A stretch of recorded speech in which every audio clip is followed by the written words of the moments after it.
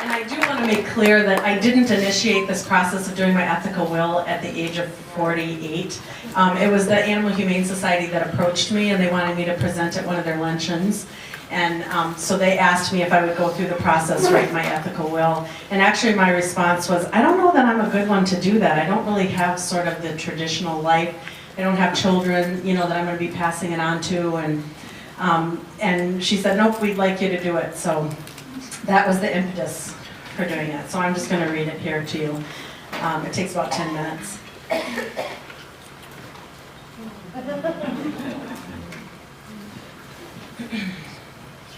I'm writing this to each one of you, my dear family and friends. I'm doing this because I want you to know how important you are to me, and I want to pass on some things that I've learned through the years. I do this in hopes that you may know me better and possibly find some tidbits of wisdom that could be helpful for you in your own life. I learned from my parents and my grandparents the value of loving and caring about family and remaining as close as possible. Over the years, I have kept this practice alive with regular contact through phone calls, emails, cards, and visits. I've often asked myself, do I give enough? Do I reach out enough? Do I try to mend broken paths enough? As I've gotten older, I've also learned to ask, do I make good choices for myself? How can I stay as strong and healthy as possible? How can I improve myself? And both sets of questions are important. Due to difficult circumstances, I have struggled with periods of despair and depression in my life. I've come to believe that support is a good thing, and it doesn't matter the amount that you need. The important thing is that you get it. Once supported, you can do great things in the world. A wonderful example of this is the story of King George VI in the movie The King's Speech. Other techniques I've used to ward off despair and depression are attending things regularly, whether I feel like it or not, because this will create connection and friendship. Moving my body enhances my physical and emotional well-being and impacts how I think and feel about myself. Setting goals and acknowledging my accomplishments. Eating a stable meal plan that includes desserts, because I love them. Utilizing effective communication that informs but doesn't overwhelm and doesn't demand. Doing a multitude of things that challenge the homeostasis without overwhelming. And trusting in my inherent ability to heal and improve myself. Injuring my back at a young age had a big influence on me. I had to learn how to cope with the ensuing pain and feelings of loss. I utilized mindfulness meditation, which has been helpful throughout my life. After that, I was lucky enough to find meaningful work within my abilities. I have created a wonderful life for myself, regardless of struggles and limitations that come my way. A favorite quote of mine is by Rilke: have patience with everything unresolved in your heart and try to love the questions themselves. Feeling connected to other people has been very important to me. This means a mutual deep caring that includes regular talking and sharing of our lives. Love and intimacy can hurt, but it's also connection that has saved me from the depths and kept me wanting to be in this world and committing to stay in it. One of the gems I've learned is to connect in lots of different places so I don't depend too heavily on one source. I've tried to be very real with everyone in my life by sharing my thoughts, feelings, struggles, and successes. Staying connected to people who have known me over the years is important because it provides continuity and a sense of who I am through time. They can reflect who I am back to me when I'm not able to do that myself. Regularly meeting new people is also important. I have found a home in Unitarian Universalism. I believe that we each have our own path to God. I've believed in my right to have my own intimate belief and another's right to that as well. This has allowed me to love and accept many different people from different cultures. In terms of the holy, many people have different names for it, but it's all the same energy or being to me. I refer to it most often as the universe.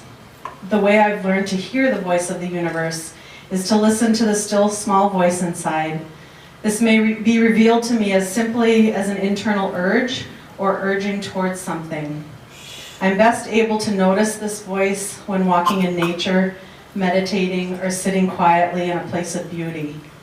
Weekly UU church services has also been a way for me to build community and be in a place where I can have my own belief without others intruding upon it.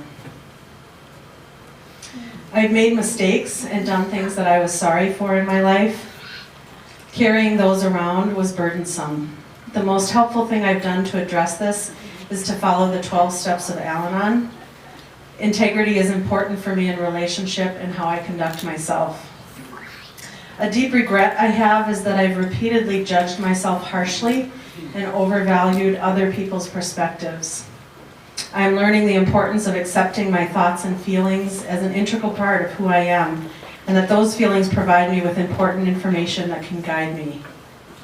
I'm committed to showing my individuality. I've been successful at doing this because I believe that I'm the only me there is in the world. This commits me to show up as who I am. This in turn makes the world a better place. Acceptance of myself has been an important element of my growth as a person. My choices have not always been understood by others, but I looked at the glass half full and learned life lessons and had valuable experiences that made me who I am. Volunteering has always been important to me. It's critical to find a way to give that fulfills rather than depletes. I've loved doing this through preparing taxes using sign language with deaf people, being a Habitat for Humanity mentor for the first-time home buyers, and fostering dogs with medical issues through the Animal Humane Society. It has helped me to feel worthwhile in the world and give me a sense of competency. Fostering dogs in particular was a way for me to practice building muscles and resilience. It requires me to open, love, heal, let go, grieve, then open, love, heal, etc. All skills needed in the ongoing cycle of life. Education is an important value in our world that can lead to financial stability. Get formal education so you can back yourself up with credentials.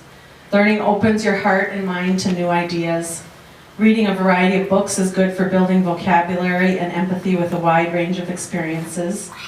Traveling can remind us that there are so many different ways to live and be in the world. It serves to shrink my life down to size. Travel helps change my perspective, and I am reminded that I am never stuck and can make a choice to live any way I want. It's important to have as much fun as possible in life and to include the experience of pleasure every day. When I was a little girl, my nickname was Tons of Fun. That became a motto and value in life for me. Partner dancing is a love of mine. When I waltz, salsa, nightclub two-step, West Coast swing, for example, I experience pure joy. I love the intimacy of the follow-lead dance, so I'm dancing. I try to be the best me possible and always work to improve and better myself. I strive for the ability to be honest and address things directly wherever possible. I've enjoyed every year that I get older. I've gotten wiser and can make more authentic choices for myself. I am more myself and more able to honor who I am. Seeing the world in a rainbow of colors rather than black and white is important and requires flexibility. I strive to soothe myself, accept the other person, and let them be themselves as much as possible. Keep beauty around me, value independence and my ability to take care of myself and what's mine, as well as to have the strength to ask for help when I need it. One of my favorite UU hymns is Just As Long As I Have Breath, in particular the first verse. It represents how I've tried to live. Just as long as I have breath, I must answer yes to life. Though with pain I made my way, still with hope I meet each day. If they ask what I did well, tell them I said yes to life. You're all a great source of joy and strength for me. I love you very much.